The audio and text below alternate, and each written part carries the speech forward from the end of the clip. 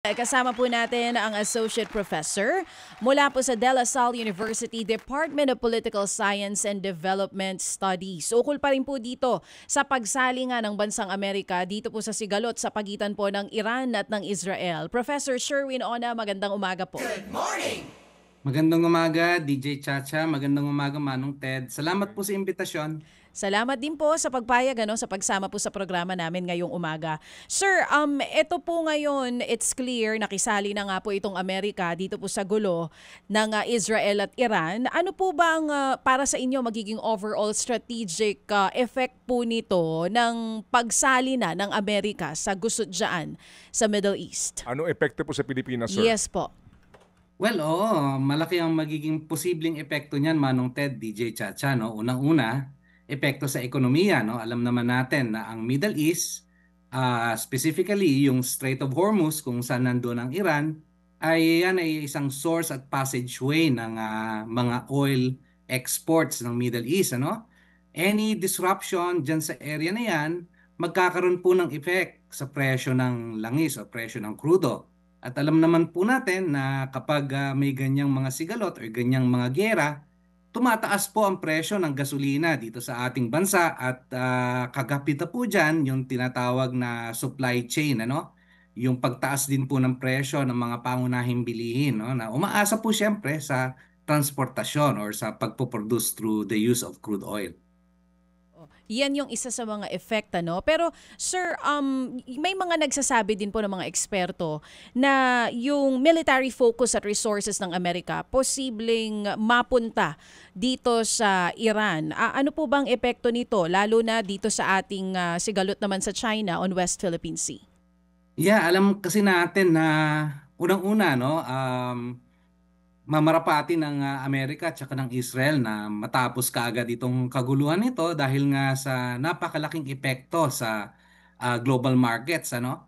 At nabanggit mo yung epekto rin sa China, ano? Maaring ito ay may kakabit na epekto dahil nga alam naman natin na ang China ay isa sa mga malalaking recipients, kumbaga dependent siya, no, sa langis na nanggagaling sa Iran. No? So alam naman natin na ang China is a growing economy at kailangan niya, isa to sa mga natural resources na wala siya at kailangan niya ang mga oil imports na ito na nanggagaling sa Middle East, specifically sa Iran. No? So malaking magiging ano nito, no?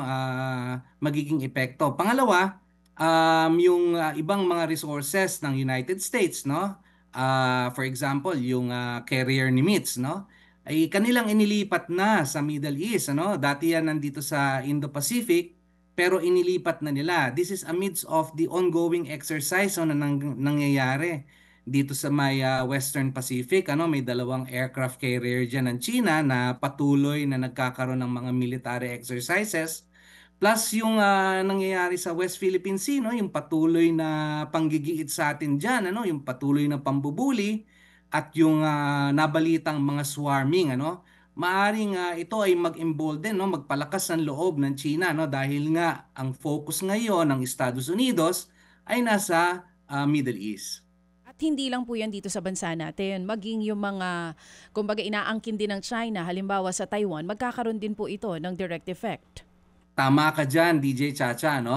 Itong Taiwan Straits, ano, itong tinatawag na Taiwan Contingency, kaya nga malaki ang kanilang pagkabahala, no, dyan sa Taiwan dahil nga alam nila na nag-shift ng focus ngayon ang United States, ano, at ang nangyayari ngayong gulo dyan sa Middle East ay malaki rin ang potential, Manong Ted, DJ Chacha, na kumalat yan, ano, hindi yan hihinto sa basta-basta pambobomba lang ng Amerika, no? Dahil merong sapat na kakayahan ng Iran para makaganti at meron siyang mga tinatawag na proxies sa region, ano? So ito ay maaaring magdulot ng alam mo na ng mga pag-atake, mag-result sa mga pag-atake sa mga US installations outside of course outside nandiyan sa Middle East, ano?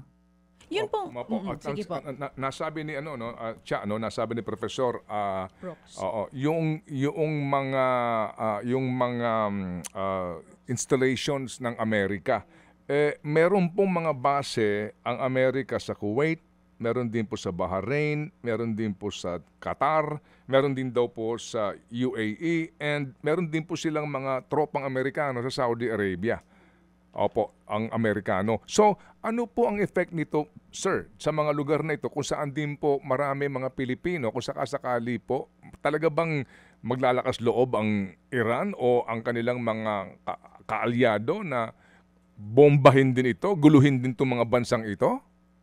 Yeah, sa tingin ko Manong Ted, kasi ano na yun, kumbaga gipit na ang Iran ngayon, at kailangan din niyang ipakita na kaya niyang kumbaga mag-retaliate sa ganitong aggression, kung babasahin niyo yung mga pronouncements ng kanilang foreign minister at even ng kanilang supreme leader, ito'y nangangako ng pagganti, ng retaliation dito sa Amerika at sa Israel, Tsaka dapat din malaman natin, ng mga kababayan din natin, na ang Iran ay hindi pa knocked out, Meron siyang tinatawag na mga hypersonic missile systems, Ito ay isang uri sandata ng mga missile, na mahirap i-intercept, Even ang Estados Unidos ay wala pang teknolohiya o maliit lamang ang kakayahan para i-intercept ito, at merong significant number ang Iran na ganitong klaseng mga sistema, Manong Ted, At ang kinakatakot nga dyan, may 3 carrier battle group ang Estados Unidos ngayon na nandyan sa Strait of Hormuz at saka nasa dyan sa region, At meron silang mga base katulad nga ng sinabi mo dyan sa Bahrain at saka sa Qatar, Ito ay mga potential targets, At kung itong mga missiles na ito ay gagamitin, maaari itong magdulot ng malaking casualty at kumalat lalo ang digmaan. Oo. Isa po yan sa sa kumbaga pananakot ng Iran, yung Strait of Hormuz po na nabanggit ninyo. Explain lang po natin sa mga nakatutok at nakikinig sa atin ngayon, gaano po kaimportante yung Strait of Hormuz na yan, at kapag tinupad ng Iran yung sinasabi nila na teka lang, yung Strait of Hormuz, posible naming saraduhan yan, ano pong posibleng maging epekto nito?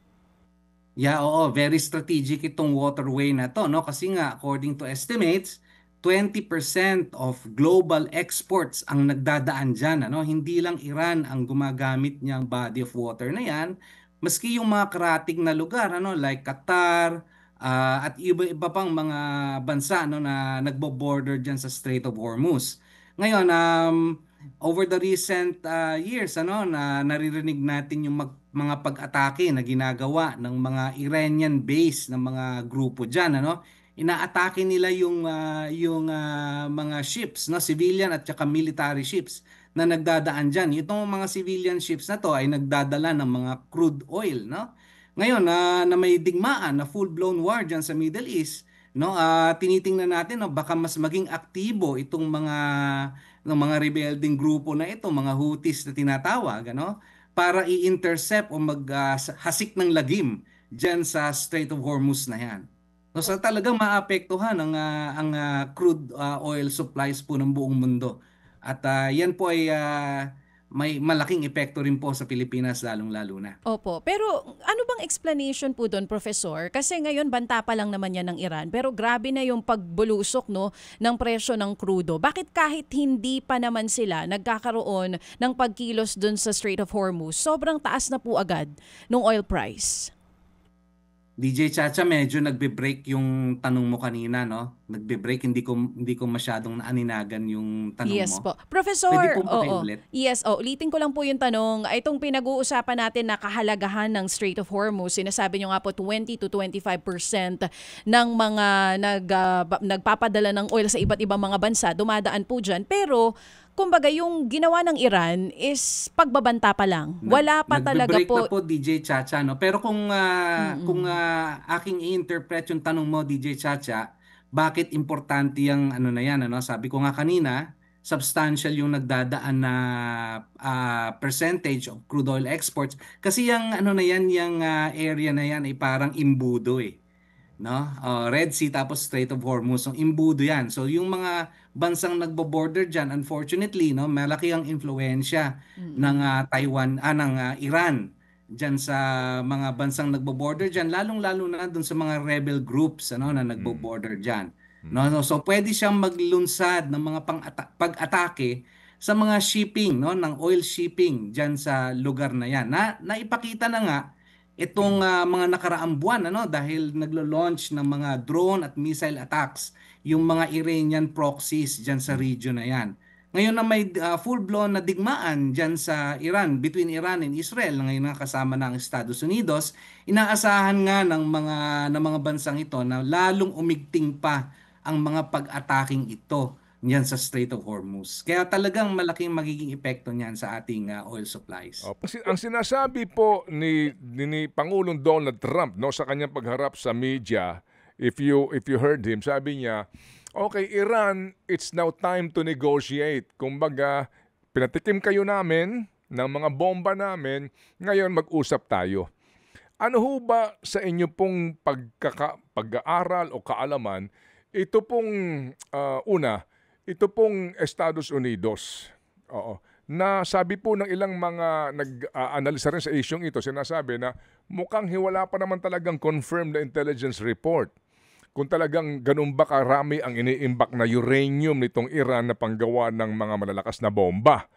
And then, ang sinasabi naman ng iba, yung Iran, maaring ngayon nalugmok mo, pero mukhang ngayon, talaga namang baka pag-isipan na yung sinasabing uranium bomb na yan. So, tanong dito ngayon, ito bang Amerika, ano ba ugali nito? Kapag ba ganyan, hahayaan niya na makatindig pa yan, makabangon pa yan? O ngayon, mukhang ang susunod ditong hakbang, lumpuhin na ang Iran at magkaroon ng panghihimasok para magkaroon ng pagpapalit ng liderato sa Iran. Meaning talagang magkakaroon ng occupation. Ano sa palagay po ninyo? Yes, tama ka dyan, Sir Ted. Ano? Dahil nga, even yung kanilang Director for National Intelligence ay nagsabi na malayo pa ang Iran para makagawa ng isang nuclear enriched uranium na pwedeng gamitin sa paggagawa ng nuclear warhead. Pero dapat din nating isipin na kaalyado ng Israel kasi talaga ang Estados Unidos. Ang Israel talaga ay ang tingin niya sa Iran ay ito ay source ng kanyang existential threat. At meron kasi ring malaking interes ang Amerika dyan sa Middle East at ang kanyang main ally dyan at Israel. Now, pagdating naman dito sa nangyayaring kaguluhan na ito, no, meron kasing weapon system ang Amerika, no, na yung tinatawag na mga bunker busters, no, na kayang mag-penetrate na more than 300 feet underground, no? At ang suspecha kasi ng Israel at ng Amerika na ang mga nuclear capabilities na to ay nasa underground, ano? Malalim ang kanyang pagkakabaon underground at doon tinatago ng Iran, ano, nung kanyang mga nuclear equipment or nuclear facilities. Now, kaya pinipilit ng Israel din na maging involved ang Amerika dahil nga meron silang ganitong mga weapon systems at malaking ally din kasi talaga ang Estados Unidos. Ang matagalang game plan dito, ang nakikita ko, Manong Ted, ay talagang lumpuhin ang capability ng Iran, ano, at ma-force siya na magpunta sa negotiation. Di naman lingid sa ating kaalaman na ang gusto ng Israel ay mawala na yung Islamic regime na nandyan, ano, at mapalitan ito ng democratic na regime, ano, na ang tingin niya na mas malaki ang tsansa na para makipag-negotiate sa kanila at maging stable na ang buong region na to. Kaya ang game plan talaga dito, nakikita ko, lumpuhin ang capabilities ng Iran. Nakita naman natin, no, yung military capabilities niya, pati yung kanyang mga generals, no, inisa-isa ng Israel, ano, natutulog sa mga apartment, isa-isang binomba yung mga apartment. Lulumpuhin talaga ito ng Israel at pwede pang kumalat ito para targetin yung ibang mga installation. Sinasama niya yung Amerika dahil nga malaking padrino ang Amerika sa region at yung kanyang military capabilities, ano, na wala ang Israel ay pwedeng i-provide ng Amerika sa kanya. Pero, Professor, may kasabihan that you can kill the man but not his ideology.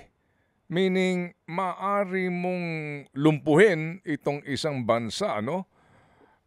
Dahil nga doon sa sinasabi ng Israel na pagpapakalat nitong ideolihiyang ito. Pero meron at meron pa rin na magiging ganun pa rin ang ipaglalaban nito. So walang katapusan itong gera. Oo, merong kang punto dyan, merong rason yung iyong sinasabi, Manong Ted, Pero on the side of Israel, kasi over the past few years, nakakita na sila ng malawakang protesta na nangyayari sa Iran. May democratic uprising kasi na nangyayari dyan over the past several years. At ito siguro yung nakikita nilang daan o susi para magkaroon nga ng regime change. Pero sa isang banda, tama rin yung sinasabi mo, Manong Ted, na hindi naman talaga madadaan sa military solution, hindi madadaan yan sa mga bomba para pugsain ang isang ideology. Ito na yung tinatawag na strategic gamble na ginagawa ng Amerika at ng Israel, para nga mabawasan ang existential threat dito sa region na ito. Okay, sige po. So Professor, kung ikaw si Pilipinas, paano ka ngayon? Kasi may mga umuudyok na sa presidente, ilang mga grupo sinasabi na dapat makisama ang presidente ng Pilipinas na kondinahin itong nangyaring ito ng panghihimasok ng Amerika. Well, as you know, may ganun po naman din po mga grupo po sa ating bansa. So kung ikaw si Pilipinas, ano laro mo dito? How do you react? And how do you, paano ang iyong posturing dito ngayon sa nangyayari? Oo, tama ka, Sir Ted, Pero sa tingin ko, malabo yung pagkukondina na pwedeng gawin ng ating pamahalaan. Dahil alam naman natin na talagang biggest ally natin, security partner ang Estados Unidos, Pero sa isang banda, pwede rin tayong maging boses ng reason, voice of reason, para manawagan ng kapayapaan dyan sa region na yan. Ngayon, on a practical sense, Manong Ted, DJ Chacha, kailangan maging mas masinop tayo, mas maging preparado tayo sa mga pwedeng mangyari ngayon dahil nga dito sa kaguluhan sa Middle East. Kasi sa isang banda, sinasabi ng Estados Unidos na gusto niyang mabilisang kaagad matapos ito, pero dapat isipin din natin na pwedeng itong maging isang full-blown at matagalang conflict. Isipin na natin, for example, yung ating mga OFWs, na kapag widespread yung conflict, maaring mag-demand sila ng repatriation. Isipin na rin natin yung magiging epekto ng pagtaas ng krudo sa ating bansa, sa presyo ng pagkain, sa presyo ng serbisyo. Mahal na nga ang natin, Manong Ted, mahal na ang pamasahe. Definitely, magkakaroon pa yan ng significant na pagtaas. Kailangan maging very purposive at deliberate yung move ng ating gobyerno dito. Opo, kasi nga po, sabi nga ni Chacha kanina sa kanyang napuputol pong tanong, wala pa ngang actual na mga, ng mga paghaharang sa supply ng crudo mula dito sa OPEC member countries in the Middle East, dyan sa Strait of Hormuz na yan, ang taas na ng presyo ng gasolina. Paano pa kaya pag actual na may mangyayaring kaguluhan doon sa rutang dadaanan nitong mga oil tanker? Tama po yan, Manong Ted. Speculation pa lang tayo. At sa presyo pa lang ng crudo yan, Manong Ted. Paano pa yung mga, yung ating mga stock markets, na lahat po ito ay maapektuhan once na kumalat po ang ganitong klaseng kaguluhan sa Middle East. Hindi naman po first time ito na nangyari, at nakikita naman po natin na sa kasaysayan na talagang malaking epekto ng kaguluhan sa gitnang silangan. So talagang big challenge po ito sa ating gobyerno at kailangan din pong ipaalam niya sa ating mga kababayan na ito ang maaaring mangyari sa ating bansa kapag itong kaguluhan na ito ay kumalat. Hindi pa ho natin nabanggit dyan na pwedeng gamitin ito ng China, for example, para mas maging aggressive dito sa South China Sea at saka sa West Philippine Sea since inilipat na nga ng Estados Unidos yung kanyang mga aircraft carrier papunta dyan sa Middle East. So marami po talagang pwedeng mangyari na kailangan talaga po maging deliberate at strategic po ang aktwasyon ng ating gobyerno. Sa panghuli pong punto, Professor, yung biyahe ng Foreign Minister ng Iran papunta po kay Putin at sila daw po'y mag-uusap, ano yun? Sa palagay ho ninyo, dito ba habang hindi pa tapos ang gera ng Russia sa Ukraine. Ano ito? Ano yon? Ano yung ganong uri ng mga statement? At meron ba talagang posibilidad na dito makialam din ng Russia? Ano po yan, no? Posibilidad po yan. Alam naman po natin na ito yung, di ba tinatawag nga ho ng Estados Unidos na axis of evil. Itong Iran, Russia at North Korea. Kasinamo na po dyan ng China dun sa mga sa grupong yan. At ito ay nakikita natin na katanggali ng Estados Unidos at ng mga Western democracies.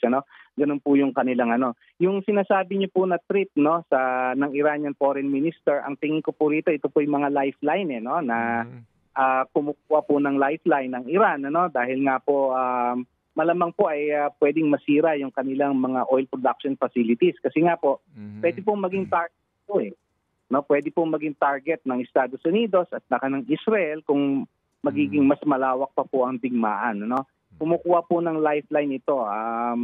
Aasahan po natin yan sa Russia, maski na po sa China. Kukuha po sila ng suporta dyan. Opo. More hindi po on the military side but on the economic side, no? Opo. Yes, Opo.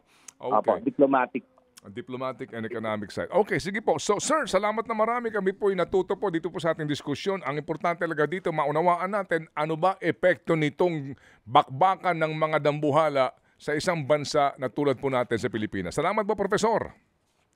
Salamat po, Manong Ted, DJ Chacha. Mabuhay po kayo. Thank you very much. Si Professor Sherwin Ona ng Political Science and Development Studies po ng De La Salle University.